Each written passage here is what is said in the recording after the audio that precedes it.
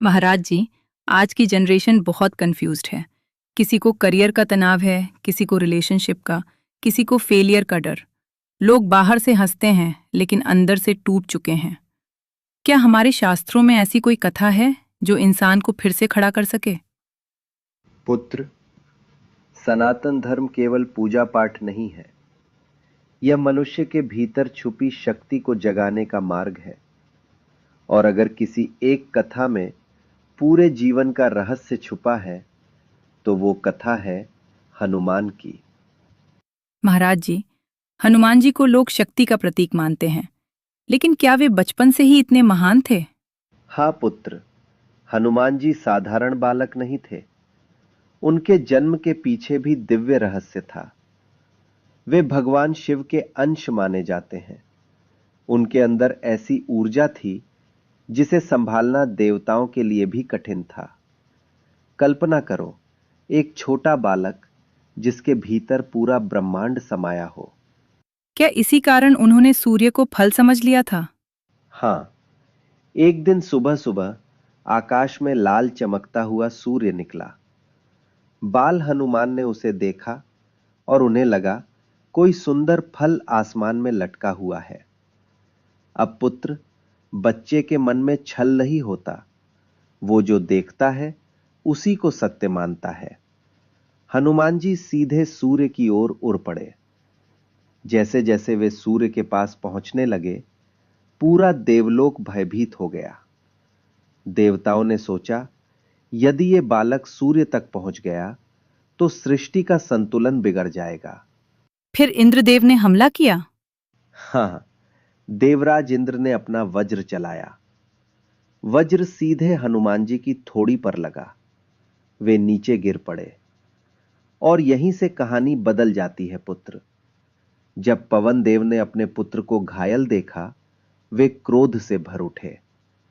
उन्होंने पूरी सृष्टि की वायु रोक दी। कल्पना करो, न हवा न सांस। धीरे धीरे पूरी पृथ्वी तड़पने लगी। मतलब एक पिता का दर्द पूरी सृष्टि पर भारी पड़ गया। हां पुत्र, क्योंकि सच्चा प्रेम हमेशा शक्तिशाली होता है। देवता पवन देव को शांत करने आए। उन्होंने हनुमान जी को अनेक वरदान दिए।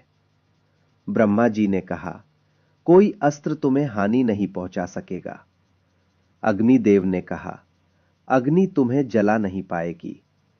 वरुण देव ने कहा, जल तुम्हारा कुछ नहीं बिगाड़ सकेगा। इंद्र ने भी आशीर्वाद दिया। मतलब हर देवता ने उन्हें अजय बना दिया। हां, लेकिन पुत्र, कभी कभी सबसे बड़ी शक्ति मनुष्य के लिए सबसे बड़ा खतरा भी बन जाती है। कैसे महाराज जी? जब शक्ति आती है तो उसके साथ अहंकार आने का खतरा भी होता है। बाल हनुमान अत्यंत चंचल थे। वे ऋषियों के आश्रम में शरारत करने लगे। ऋषियों ने देखा, यदि ये बालक अभी से अपनी शक्ति में डूब गया तो भविष्य में संतुलन बिगड़ सकता है। तो उन्होंने श्राप दिया? हां, लेकिन पुत्र, वो श्राप वास्तव में वरदान था। वरदान? हां, ऋषियों ने कहा, तुम अपनी शक्तियां भूल जाओगे जब तक कोई तुम्हें याद न दिलाए। सोचो पुत्र, यदि मनुष्य को अपनी सारी शक्ति हर समय याद रहे तो उसके भीतर विनम्रता नहीं बचेगी। कभी कभी भूल जाना ईश्वर की सबसे बड़ी कृपा होती है। महाराज जी, मुझे लग रहा है ये कहानी सिर्फ हनुमान जी की नहीं है। बिल्कुल नहीं पुत्र, ये हर उस इंसान की कहानी है जो अंदर से महान है लेकिन खुद को छोटा समझ बैठा है। आज लोग डिप्रेशन में क्यों जा रहे हैं महाराज जी? क्योंकि दुनिया उन्हें लगातार ये महसूस कराती है कि वे पर्याप्त नहीं है। Comparison, social media, failures, broken relationships, धीरे धीरे इंसान अपनी असली पहचान भूल जाता है। ठीक वैसे ही जैसे हनुमान जी अपनी शक्ति भूल गए थे। फिर जामवान का क्या महत्व है? बहुत गहरा महत्व है पुत्र। हर इंसान की जिंदगी में एक जांबवान आता है। कभी वो गुरु के रूप में, कभी माता पिता के रूप में, कभी मित्र के रूप में, जो उसे याद दिलाता है तुम कमजोर नहीं हो। मतलब कभी कभी इंसान को सिर्फ याद दिलाने की जरूरत होती है। हाँ पुत्र, हनुमान जी के अंदर शक्ति पहले से थी। जाम्बवान ने उन्हें नई शक्ति नहीं दी, सिर्फ उनकी भूली हुई शक्ति याद दिलाई।